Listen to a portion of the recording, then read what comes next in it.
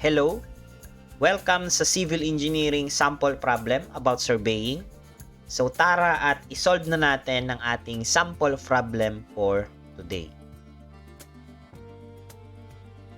A tabulation shown are materials and its properties which are used in a compacted paving mixture. So meron tayong materials, may dalawa tayong aggregates, so coarse and fine aggregates, and then meron tayong asphalt cement.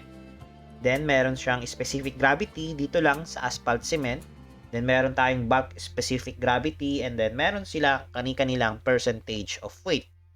So, for our question, compute the asphalt absorption of the aggregate expressed as percentage by weight of aggregate.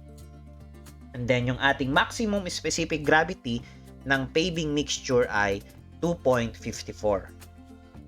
So, ayan. So, itong problem na to ay very easy lang din naman kung alam yung formula nga. So, kung yung formula ay medyo nalimutan mo, ay meron kang konting problema. But anyway, so let's solve this problem. So, sulat natin yung ating formula. So, yung ating percentage ng ating asphalt absorption. So, let's say P sub A na lang yun. Equals yung ating GSE, yung specific or yung ating specific gravity ng ating aggregate, and then minus yung ating GSB multiplied by yung ating G sub B over yung ating G sub SB multiplied by G sub S. So let's determine ano nga ba itong mga G na yan, ano? Okay? So, GG na ba? Hindi, syempre. So, let's determine kung ano yan. So, syempre, yung PA natin, so, yan yung ating absorb asphalt na kino-compute. Absorb asphalt. Ayan. And then pala, dahil percentage yung hinahanap natin, i-multiply natin to sa 100. So, ito ay in percent. Okay? So, for B naman, yung susunod, yung ating GSE, natin ng kulay. So, GSE naman natin, yan naman yung ating effective specific gravity. Kaya nga GSE yan. Yung I para sa effective specific gravity. And then, paano naman dun sa GSB naman, syempre, yung B dito, yan ay bulk. Para naman sa bulk. Ito ay GSP. Yan naman ay bulk specific gravity. Okay?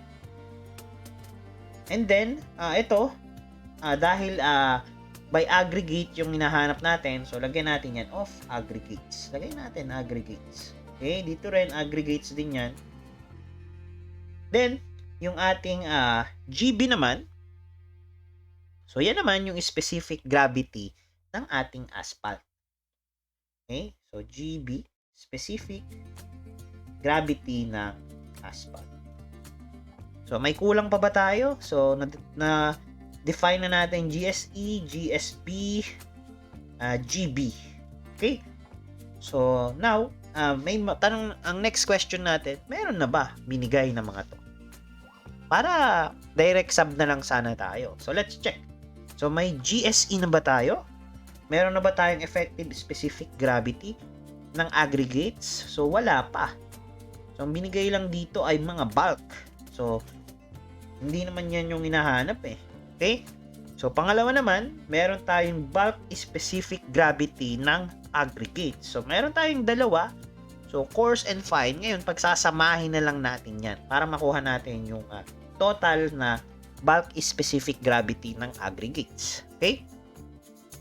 And then, meron ba tayong GB? Meron. Ito, meron tayong specific gravity ng asphalt. So, isa lang. Ito lang pala yung naibigay na meron. Okay? So, let's solve muna itong dalawa. Yung ating GSE tsaka GSP. So, for our GSE, so meron naman tayong formula din dyan, yung ating PMM minus yung ating PB over yung ating PMM over GMM minus yung ating PB over GB. Ito natin yan. Kasi natin G sub B. Ngayon, ano yung PMM natin? So, yung ating PMM, yan ay laging 100 unless yan kasi ay mixture nila. So, meron tayong percentage ng mixture. Syempre, automatic 100% yan. Okay? So, meron niyang 100. Automatic yan. Unless specify kung meron ibibigay na ibang percent ng ating mixture. Ngayon, yung PB natin, ano ba yung asphalt? Ilang percent ba siya? 7.8. So, ito, 7.8 yan. Percentage yan ng asphalt. Then, GB natin, specific gravity yan ng asphalt. Ayun. Ito yung GMM natin. Kaya nga may binigay na G sub MM dito. Yung specific gravity ng ng paving mixture natin. So, meron na tayong 2.54 dito. So, 2.54. So, ayan, direct sub na lang tayo dyan. Okay? So, meron tayong PMM na 100 minus 7.8 over yung ating 100 over 2.54 minus yung ating 7.8 over yung ating specific gravity na 1.2. Okay? So, 1.2. So, meron tayong 100 minus 7.8 over 100 over 2.54 ang ating GMM minus yung ating PB na mayroon tayong minus 7.8 over 1. So, meron tayong 2.805. So, 2.805. Ayan. Okay, so, paano kung nalimutan mo itong formula na ito? Madali lang naman yan. So, dahil ang tinatanong nga is specific gravity ng aggregate. So, ang gagawin mo lang dyan, kung nalimutan mo ito, is ang kanyang simple way para maalala mo is yung total mixture, maminusan ko siya yung percentage na hindi ko kailangan. Since dito ang hinahanap natin is aggregate and then meron tayong materials na 3.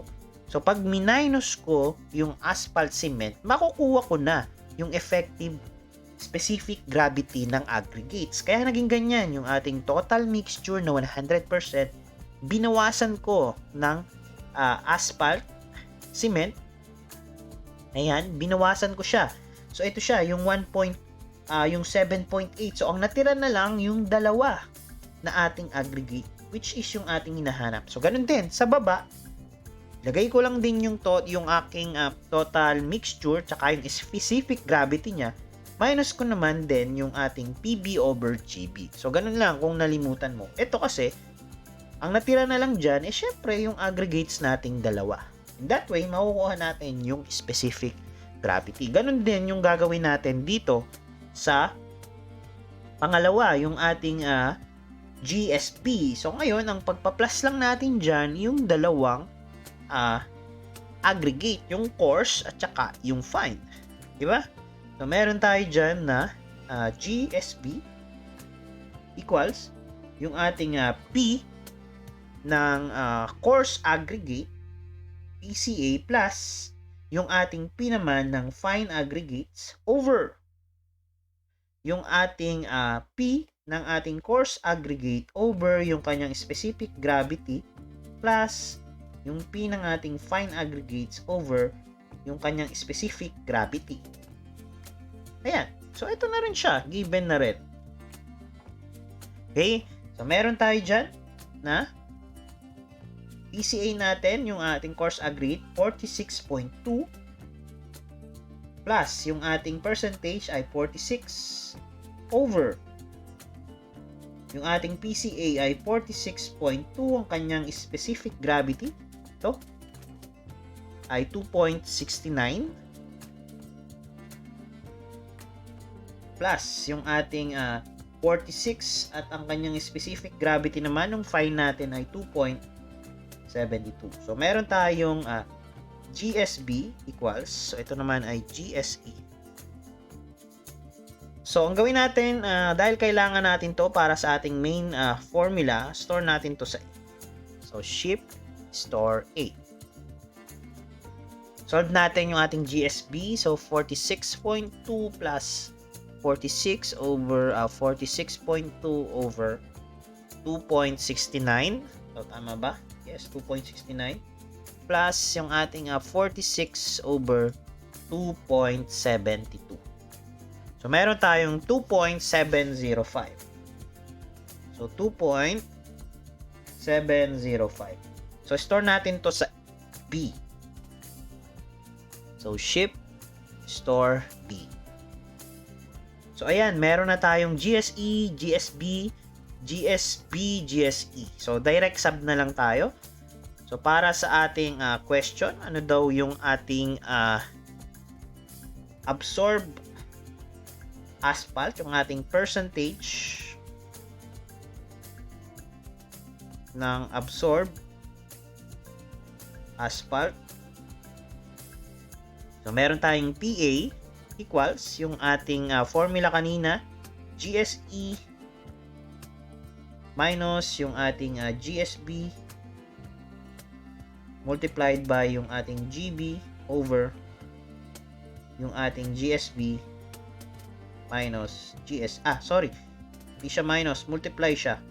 So GSE lang to. GSB multiplied by GSE times syempre yung ating 100 equals, so ito, so meron tayo dyan yung GSE natin, yung store natin sa A, minus GSB natin, yung store natin sa B, then yung ating GB ay 1.2 yan, over yung ating GSB natin ay A, ni-store natin sa A, then minultiply natin yan sa B. So meron tayong PA equals, meron tayong A, check lang natin, 2.704, ayan, store natin. So A minus B, lagyan natin parenthesis since need natin siyang i-multiply sa 1.2 over yung ating A and B times 100. So ang ating PA equals 1.583. 1.583 yung ating naging sagot. So 1.583%. And this will be our final answer. So ayan. So ang ating P sub A is equal to 1.583. And I think that's all. So ang importante lang naman is syempre unang-unang kailangan dito alam natin yung ating formula. Then ito medyo kahit stock knowledge mo na lang na kailangan mong i-minus, and ganun din dito sa GSB kailangan pag-plusin yung dalawang aggregates. So importante itong main formula. Okay? And that's all, and thank you for watching.